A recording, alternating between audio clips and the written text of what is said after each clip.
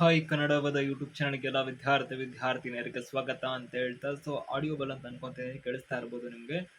ಒಂದು ಮಳೆಗಳು ಕೂಡ ಬೀಳ್ತಾ ಇರೋಂಥದ್ದಾಗಿರುತ್ತೆ. ಈ ಒಂದು ಕಾರಣಕ್ಕೆ ಇವಾಗ ನಿಮಗೆ ಹೆಚ್ಚು ಕಮ್ಮಿ ವಾಯ್ಸ್ ಎಲ್ಲ ಕ್ಲಿಯರ್ ಇದೆ ಅಂತ ಅನ್ಕೊಂತೇನೆ. ಈಗ ಒಂದು ವಿಷಯದ ಕಡೆ ತಿಳಿಸುವಂತಿದ್ದಾರೆ. ಕರ್ನಾಟಕ ರಾಜ್ಯ ಮತ್ತು ಭಾರತ ದೇಶಾದ್ಯಂತ ಒಂದು ಸುದ್ದಿಗಳು ಈ ಸಂಬಂಧಪಟ್ಟಂತೆ ಹೋಗ್ತಾ ಇರುವಂಥದ್ದಾಗಿರುತ್ತೆ. ಸೆಪ್ಟೆಂಬರ್ ತಿಂಗಳ 3ನೇ ತಾರೀಕು ಮತ್ತು 4ನೇ ತಾರೀಕು ಹಾಗೂ 5ನೇ ತಾರೀಕು ಮತ್ತು 6ನೇ ತಾರೀಕಿನ ತನಕನೂ ಕೂಡ ಸೆಪ್ಟೆಂಬರ್ 3ನೇ ತಾರೀಕಿಂದ 6ನೇ ತಾರೀಕಿನ ತನಕ ಒಂದು ರಾಷ್ಟ್ರ ವ್ಯಾಪಿಯಲ್ಲಿ ರಜೆ ಘೋಷಣೆ ಆಗಿದೆ ಎಂಬ ಸಂಬಂಧಪಟ್ಟಂತೆ ಕೆಲವೊಂದು ಮಾಹಿತಿಗಳು ವೈರಲ್ ಆಗ್ತಿರೋದಾಗಿರುತ್ತೆ. ಒಂದು ಪೋಸ್ಟ್‌ಗಳು ಕೂಡ ವೈರಲ್ ಆಗ್ತಿರೋದಾಗಿರುತ್ತೆ.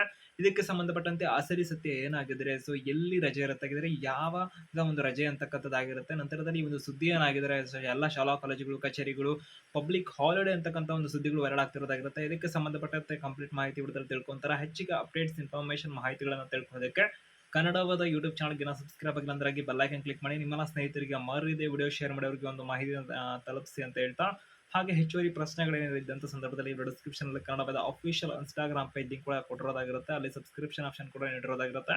ಏನಾದ್ರು ಪ್ರಶ್ನೆ ಹುಟ್ಟಿದ್ರೆ ನಮ್ಮ ಮೆಸೇಜ್ ಅಥವಾ ಕಾಲ್ ಮುಖಾಂತರ ಮಾಹಿತಿನ ಪಡ್ಕೊಳ್ಳೋದಕ್ಕೆ ನಿಮಗೆ ಅದು ಸಹಾಯ ಮಾಡುತ್ತೆ ಅಂತ ಹೇಳ್ತಾ, ಹಾಗೆ ವಿದ್ಯಾರ್ಥಿಗಳೆಲ್ಲರೂ ಕೂಡ ಒಂದು ವಿಡಿಯೋನ ಶೇರ್ ಮಾಡಿ. ನಿಮ್ಮ ಸ್ನೇಹಿತರಿಗೂ ಒಂದು ಡೌಟ್ ಇರುತ್ತೆ, ಅವ್ರಿಗೂ ಕೂಡ ಒಂದು ಮಾಹಿತಿಗಳು ಬಂದಿರಬಹುದಾಗಿರುತ್ತೆ. ಸೆಪ್ಟೆಂಬರ್ 3ರಿಂದ 6ನೇ ತಾರೀಕು ತನಕ ರಜೆ ಅಂತ ಕೆಲವೊಂದು ಸುದ್ದಿಗಳು ಸಾಕಷ್ಟು ವೈರಲ್ ಆಗ್ತಿರೋದಾಗಿರುತ್ತೆ.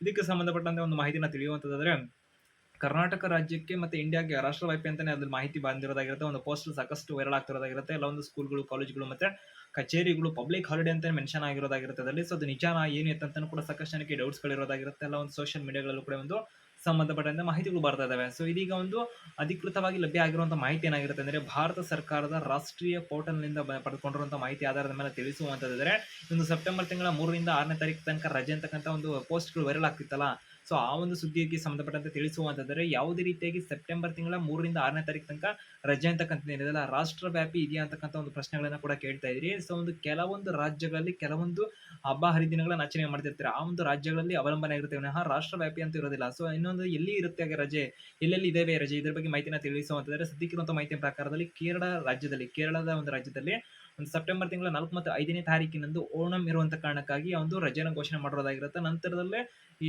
ಭಾರತ ದೇಶದಾದ್ಯಂತ ರಜೆ ಯಾವಾಗಿರುತ್ತೆ ಅಂತ ಹೇಳಿದ್ರೆ, ಸೆಪ್ಟೆಂಬರ್ ತಿಂಗಳಲ್ಲಿ ಯಾವಾಗಿರುತ್ತೆ ಅಂದ್ರೆ, ಸೆಪ್ಟೆಂಬರ್ ತಿಂಗಳ 5ನೇ ತಾರೀಕಿನಂದು ಒಂದು ಈದ್ ಮಿಲಾದ್ ಹಬ್ಬ ಬಂದಿರುವಂತ ಕಾರಣಕ್ಕಾಗಿ ಸೆಪ್ಟೆಂಬರ್ 5ನೇ ತಾರೀಕಿನಂದು ಒಂದು ಈದ್ ಮಿಲಾದ್ ಪ್ರಯುಕ್ತ ಒಂದು ರಜೆ ಇರುವಂತದ್ದಾಗಿರುತ್ತೆ. ಆ ಒಂದು ಕಾರಣಕ್ಕೆ ಸೆಪ್ಟೆಂಬರ್ 5ನೇ ತಾರೀಕಿನ ಹೊರತುಪಡಿಸಿ ಯಾವುದೇ ರೀತಿಯಾಗಿ ರಜೆ ಅಂತಕ್ಕಂಥದ್ದು ಕರ್ನಾಟಕ ಅಥವಾ ಮತ್ತೆ ಭಾರತ ಸರ್ಕಾರದ ಕಡೆಯಿಂದ ಘೋಷಣೆ ಆಗಿಲ್ಲ ಅಂತ ಹೇಳ್ಬೋದಾಗಿರುತ್ತೆ.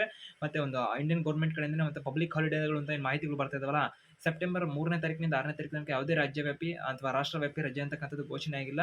ಸೆಪ್ಟೆಂಬರ್ 5ನೇ ತಾರೀಕಿನಂದು ಈದ್ ಮಿಲಾದ್ ಪ್ರಯುಕ್ತ ಒಂದು ರಜೆ ಘೋಷಣೆ ಆಗಿರೋದಾಗಿರುತ್ತೆ. ಒಂದು ಪಬ್ಲಿಕ್ ಹಾಲಿಡೇ ಇರುವಂತದ್ದಾಗಿರುತ್ತೆ ಸೆಪ್ಟೆಂಬರ್ 5ನೇ ತಾರೀಕಿನಂದು ಮಾತ್ರ.